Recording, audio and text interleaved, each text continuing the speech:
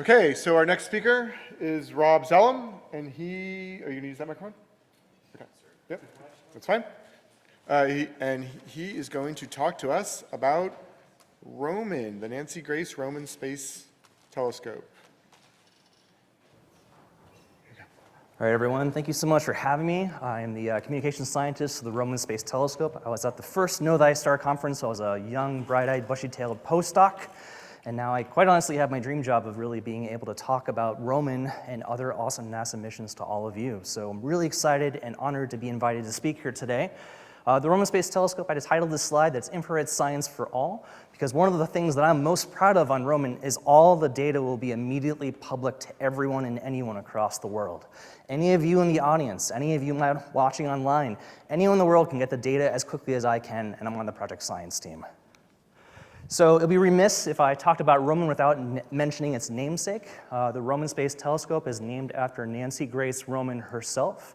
She's NASA's first chief astronomer. She's also NASA's first female executive, and she's sometimes called the mother of the Hubble Space Telescope because she was one of the main proponents to getting Hubble launched. She was able to convince the entire scientific community, the entire public community, and also Congress to put money behind getting missions like the Hubble Space Telescope launched. So it's very fitting that they have named the Roman Space Telescope in her honor. So just a quick overview of Roman itself. We are launching as early as October of next year. Yes. But no later than May of 2027, and we'll be going out to L2. We're a 5-year minimum mission. We are hoping for 10 years, if not more.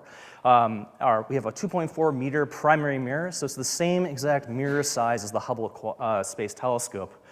We have 2 instruments on board. One is the wide field instrument, which has a field of view 1 to 200 times the size of Hubble or James Webb. We also have a chronograph instrument on board, which is a technology demonstration that will be demonstrating ground-based technologies that have been used to directly image exoplanets for the first time ever in space. And Roman will be surveying the infrared skies.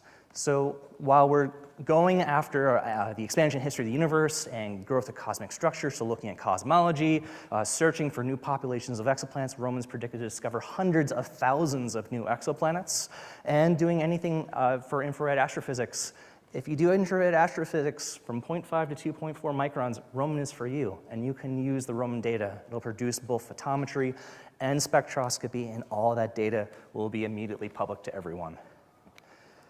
So Roman actually is able to do Hubble quality science 1,000 times faster, thanks to its large field of view, thanks to its orbit at L2, thanks to its faster slew and settle rate.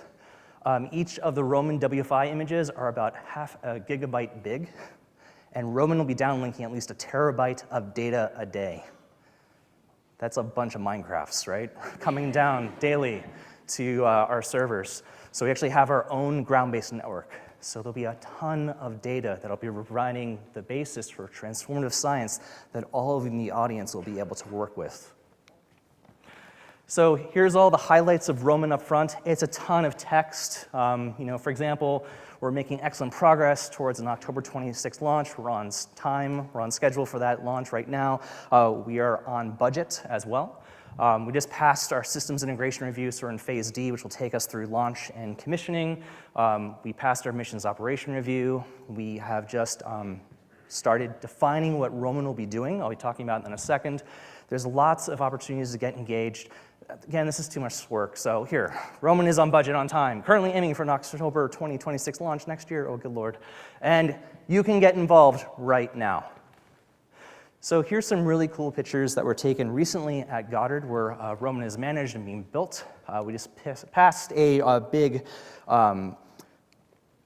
milestone. Here we go. Right here, we had the integration of our integrated payload assembly, which is our primary mirror with our instrument carrier, and there's the chronograph and the wide field instrument.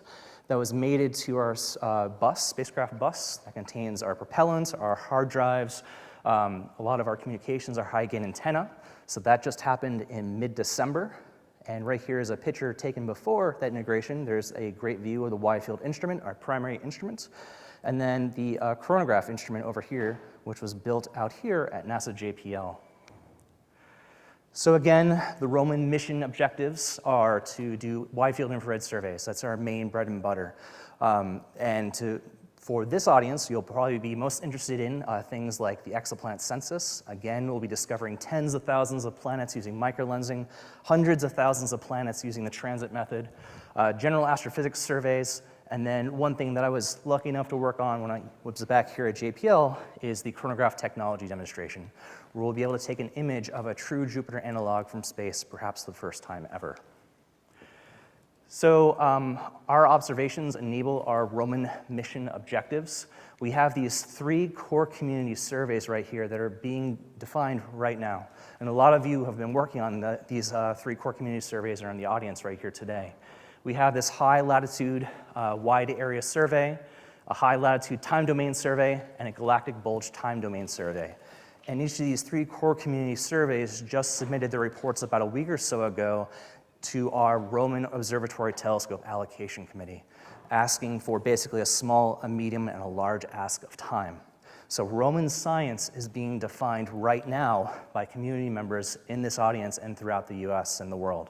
So it's a really exciting mission in that it's very much community-driven. About 80% of its time will be focused on these core community surveys, and the other 20% or so of its time will be sort of that classical observing mode, where any of you can write proposals to get time on Roman as well. Sorry, 25%. And then, right, the chronograph will have up front about 90 days within the first year and a half, and we're hopeful that once it passes its mission objectives, demonstrates how capable it will be, that the chronograph will also be able to demonstrate impactful science as well. So as I mentioned before, these 3 core community surveys just submitted their reports to the steering committee, our ROTAC. The ROTAC is reviewing these right now and will be submitting their recommendation probably this spring, hopefully. If you're interested in reading those reports, you can download them here or look at them via that QR code. You can also find it on our Roman Space Telescope website as well. And if it isn't there, email me so I can fix it.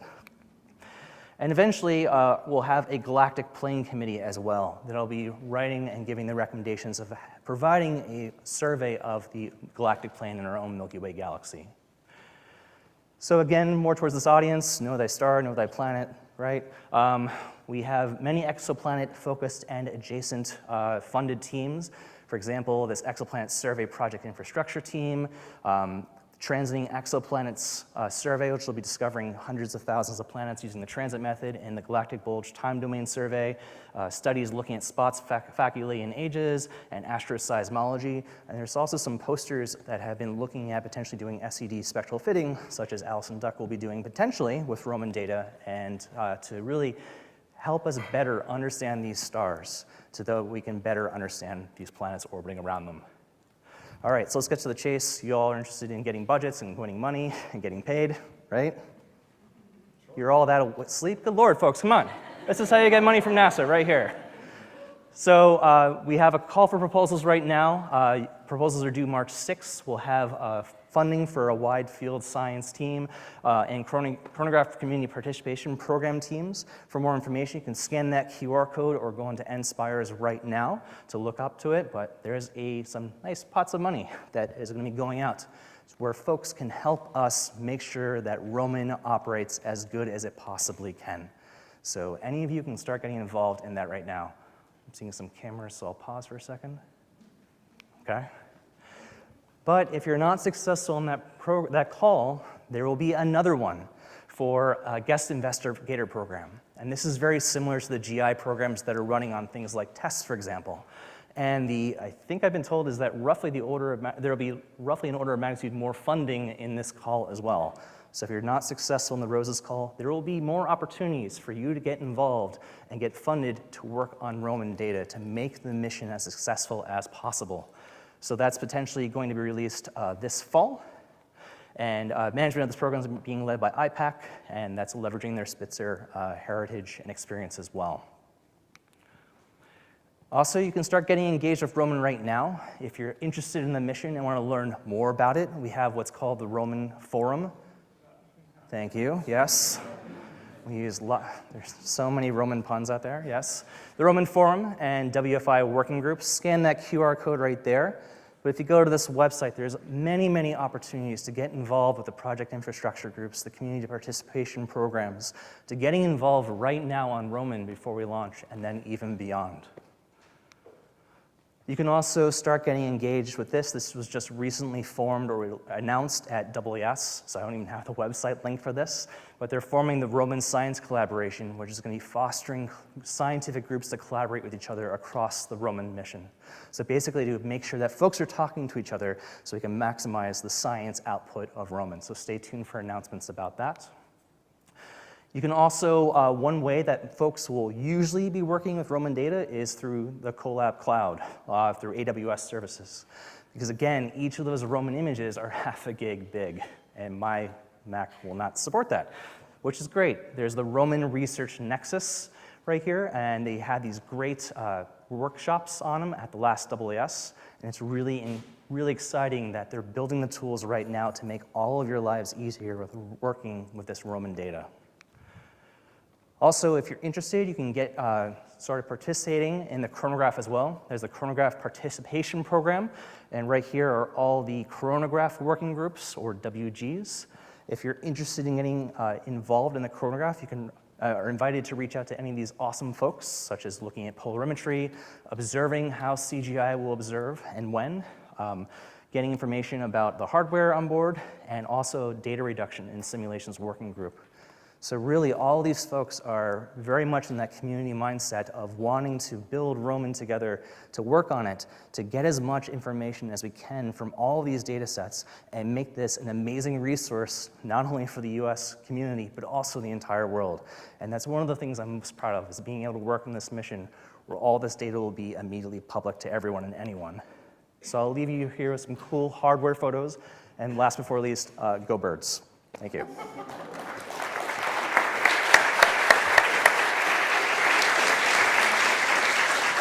All right, do we have questions for Rob? Yeah, there, please, Sean.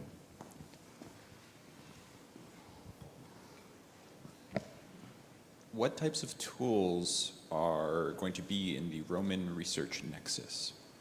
That's being defined right now, but really what I would look at is, yes, so the Roman Research Nexus, they're defining those tools right now. You can actually make requests, but I've been seeing things as simple as mosaicing to cosmic ray removal to doing a lot of data processing.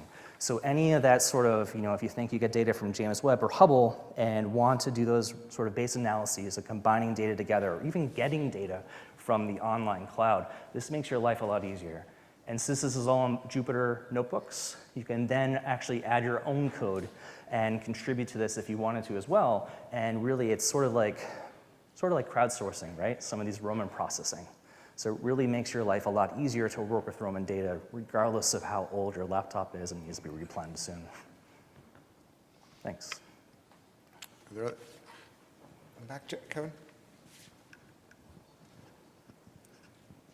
If I wanted to grab a catalog of potential transit and microlensing planets with which to set my expectations for things I might be able to do, what would be the current best source for that? Roman Research Nexus. They make grabbing data extremely simple and straightforward. Again, I saw this demonstration during the workshop at AAS, and it is extremely user-friendly, and they're always looking for feedback as well. So if you want a feature, or if you have some feedback on how something can be done differently or better, please make sure that they know, because they're extremely receptive to better building this community. So that is going to be, for most folks here that are working for Roman data, that will be the way to go. But you can also download data from SSC, which is the Science Support Center, IPAC here, and also our Science Operations Center from Space Telescope through things like MAST. So you can work with the data in more traditional formats where you might download it locally, but really I think that a lot of folks will probably be using this just simply because it's such a valuable, easy tool to use.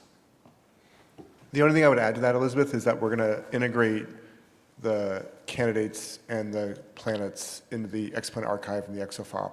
Not all the data, because that's crazy, but like the actual, the targets, and then we're going to figure out a way to link it to the services. So it'll at least be integrated with the exoplanet archive in that sense. That's awesome. What about like the simulations that are currently available? or if they are currently available. Yeah, so we actually are working right now and trying to make some of those simulations publicly available right now, as well as the TVAC data. It's just taking time to get them blessed by, I guess, NASA Pope or whatever. So hopefully we'll get that done soon. Okay, with that, we're out of time with Rob, so I'll thank him. Thank you, Rob.